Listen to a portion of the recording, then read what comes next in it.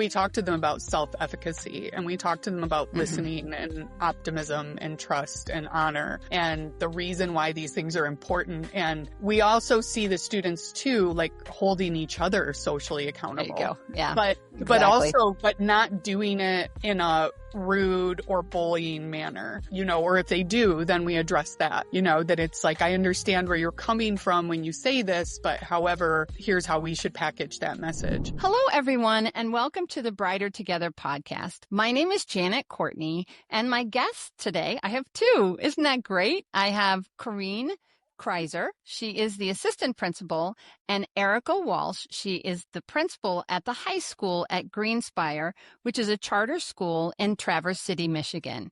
Karine and Erika, welcome to the podcast. Hello. Thank you for having us. I'm so glad that you guys could make it today. Tell us a little bit. I'm gonna give you guys turns, okay, so we know who's talking. So, Karine, tell us a little bit about your role, and then we'll go to Erika, okay? Sure. So I'm the assistant principal at Greenspire High School. My kind of general role, I guess, that's written down on paper is, all the basic things that most assistant principals do, right? Test coordination, discipline, all those, writing policy. But I think my role, kind of the bigger part of my role, is social emotional learning support of our students. It's a big one right now. It's a big one. Yeah. For sure. Yeah. Awesome. Erika, tell us about you. So I am the principal of Greenspire High School, which is a high school that is finishing its 4th year now. And I am the founding principal of the program. So my role has changed quite a bit through the 4 years. So congratulations. A lot of the beginning was writing all of the policy, creating the culture and climate, student enrollment, hiring, and we've now created that climate. So now it's about sustainment, and it's about continual improvement on those pieces. Keeping good staff retention, all of the things in leadership.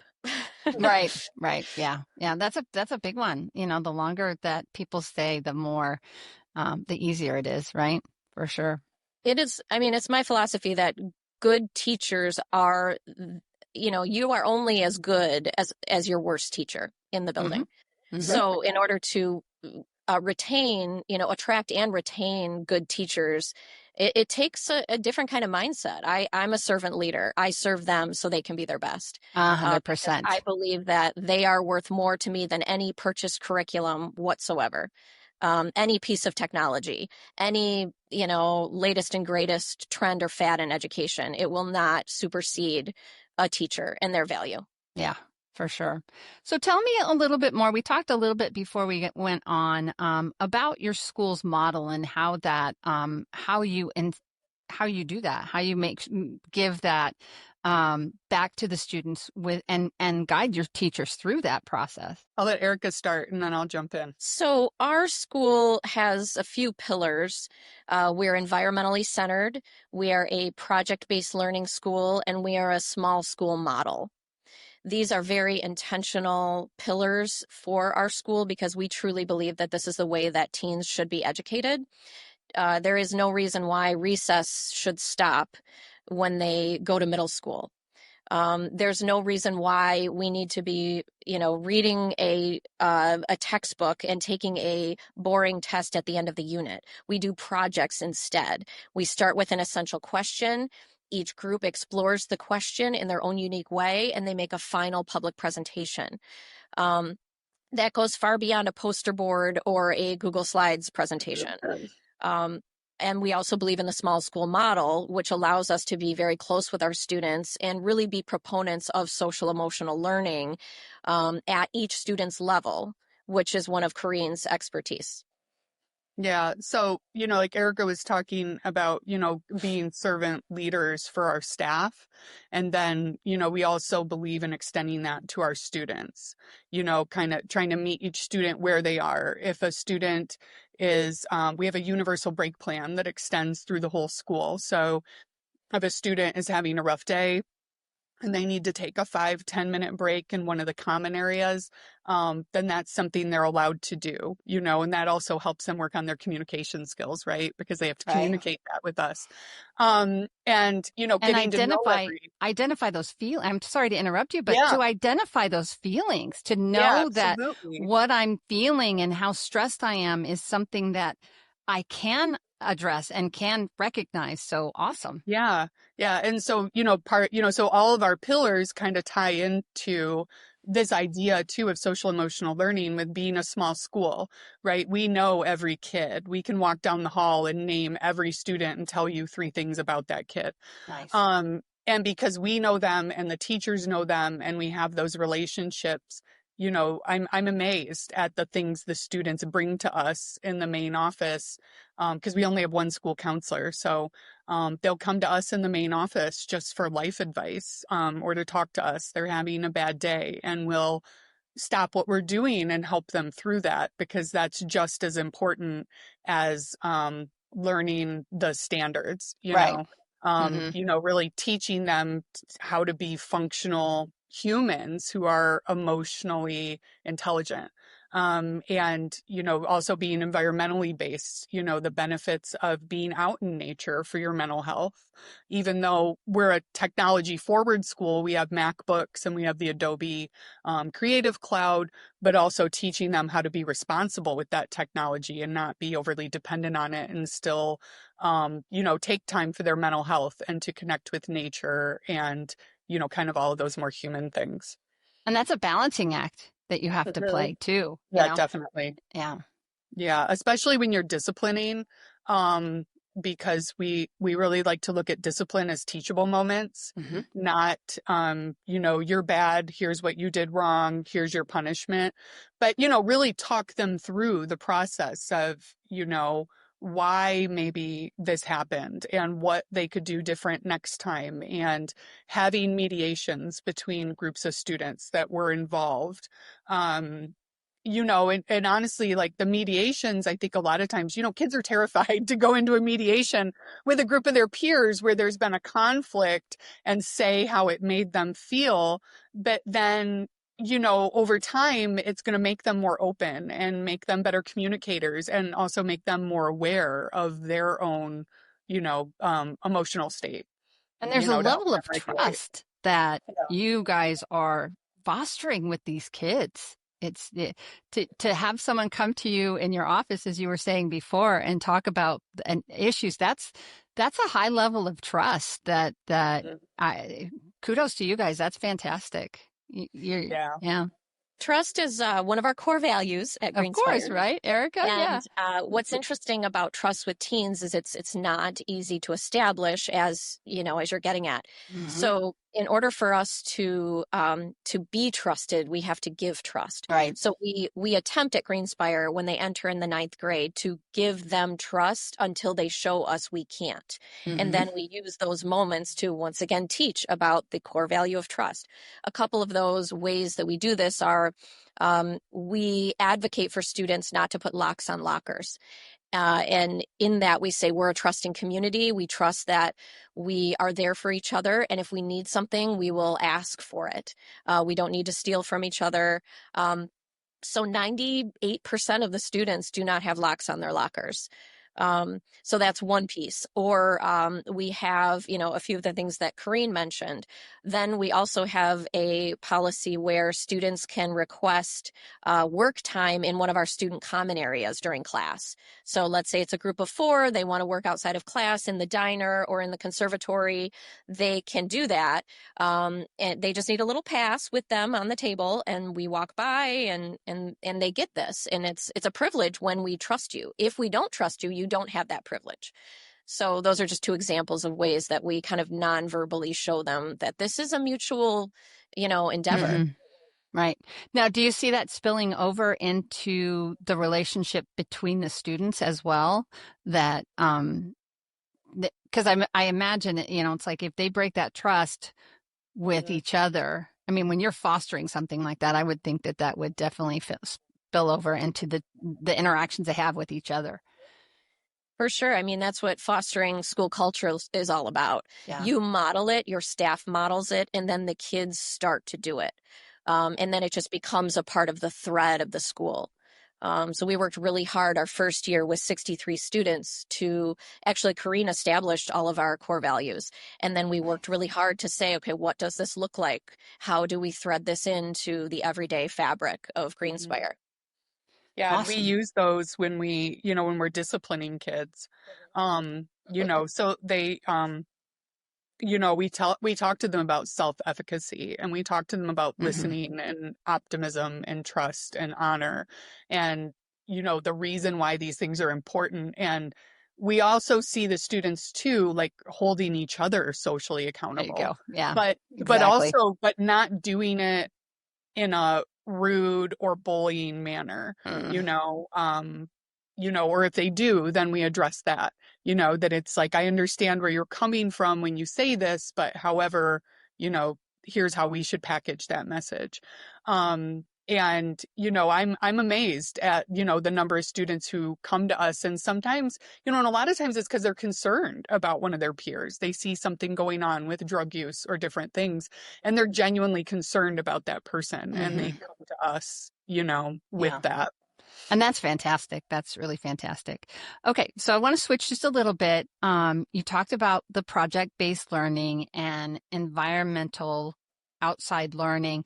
How are you guys fostering that? I know you touched on it a little bit, Erika, but I'd like to dive just a little bit deeper in those two topics, if you don't mind. Just give an idea to our listeners how you're making that happen. Sure. We do it a number of ways, and it's been it's been a learning curve for sure. How do we do this and still honor the Michigan Merit Curriculum? Right. How do we do this and still graduate students with the skills that are traditionally taught to students? So we have implemented several different courses within our curriculum for students to take that are environmentally centered. So we have an environmental science class. We have Hmm. history of environmental ethics. We have outdoor physical education. So we're able to tweak all of these classes with an environmental component within their regular school day. Um, Additionally, we have a program we call Field Fridays, where students select. So for every half day, basically, students select one of 8 choices where they go out into the community. Several of those choices have to do with environmental stewardship. So they're able to go, for example, last Friday, several students went to Medalley Park, a park near our school, and they planted a garden alongside master gardeners from our county. Oh, And neat. that was a choice that they made. And then every once a month, they do that particular Field Friday. So these are just small ways that we've integrated. Outdoor physical education, normally ninth graders take their gym class and they're running around laps, things like that. Ours, that we take attendance, we take them outside. So currently, like today, for example, our students had the option of doing archery or gardening. And we had 2 teachers in there, and the kids swapped. So they did archery first, gardening second, and then swapped. Oh, gotcha. Um, Okay. Hmm. so we try to incorporate all of these outdoor components. We also have a kayaking section of the unit, and we have kayaks, and we're on a lake, and we do, and we even offer archery during lunchtime. So students can go outside and do archery at lunch. Neat. And not to mention too, that so the park that Erika was mentioning, the Medalley Park project, where the students were down there planting a water garden. Our students had actually designed that garden in conjunction with Grand Traverse County Parks and the Land Conservancy. And then did they go to a city council board meeting? Is that what they went to? Mhm. And then they presented their Oh, different neat. design ideas. And then that's the design that's going into this water garden at a local park. So it really integrates them into the community and Yeah, and gives them a sense of pride for their community, for what yeah, they've created, which is fabulous. I mean, you yeah, guys are and not just teaching them environmental, but stewardship and yeah, citizen and Nice. Very, very nicely done. Yeah. And eventually what happens is that the kids just kind of take on, once again, this culture of who we are. And then they come up with ideas and bring those ideas to us. Mm. For example, our seniors this year, one of their legacy projects is a beehive. And so they've now received approval from our local college. We're housed within a community college. And they're putting up a beehive as their class of 2025 legacy project. So and they came to us with that. So Neat. That's really, really neat. That's fantastic. Awesome. Okay. So last question, and it's one that I ask all of my guests, and it's just a thought question. If you could miraculously solve one challenge in your school, and not money, because we all know we could use more money, right? Everybody could use more money. But if you could miraculously solve one challenge in your school, what would you want to solve?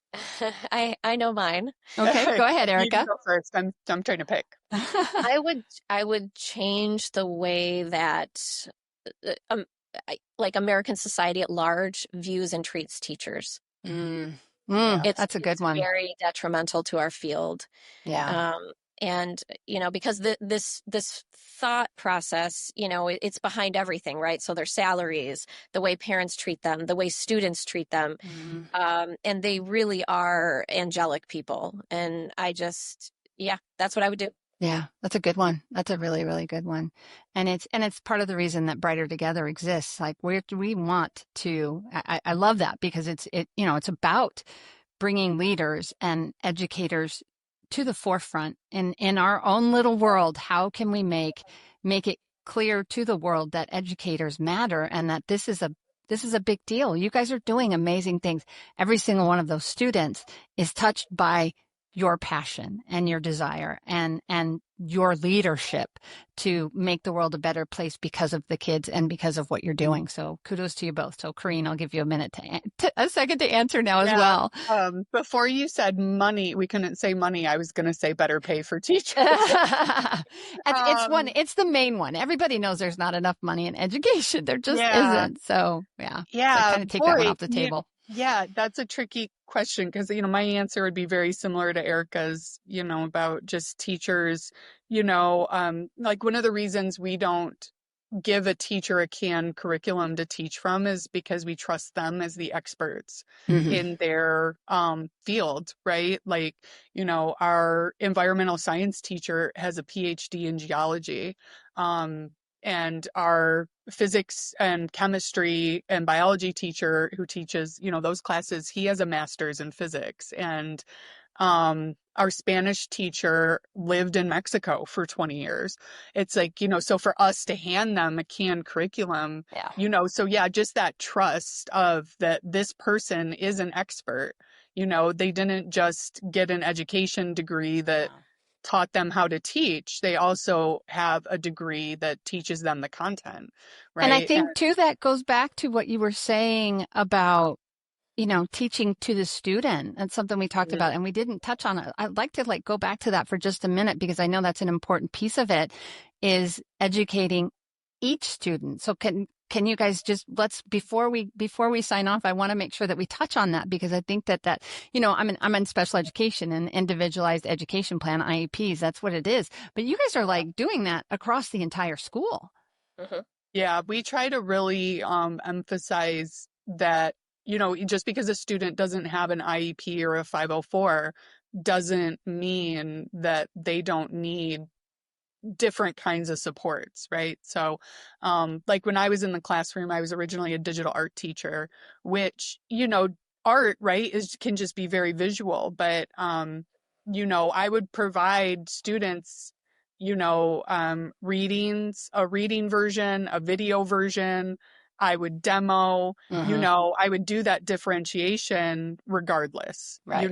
And just providing that and, and having our hall passes where if a student needs a quieter area to work, they can get a hall pass from the teacher and go sit in the diner and, focus, or, having a lot of group projects. So just having that differentiation kind of baked into what we do every day, I think it really makes the kids feel a lot more like it's okay. Like they're not getting something special or different. Like we changed the name a few years ago of our special education department to inclusive education is how we Nice. refer to it. Mm-hmm.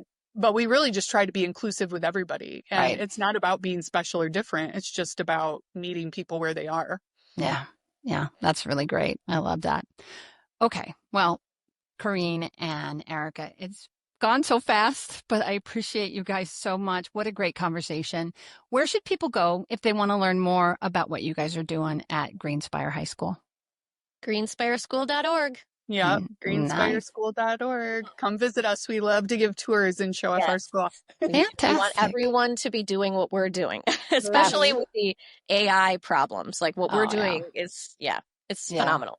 Fantastic. Well, once again, thank you so much. And thank you for being on Brighter Together because we really are brighter together. Absolutely. That's right.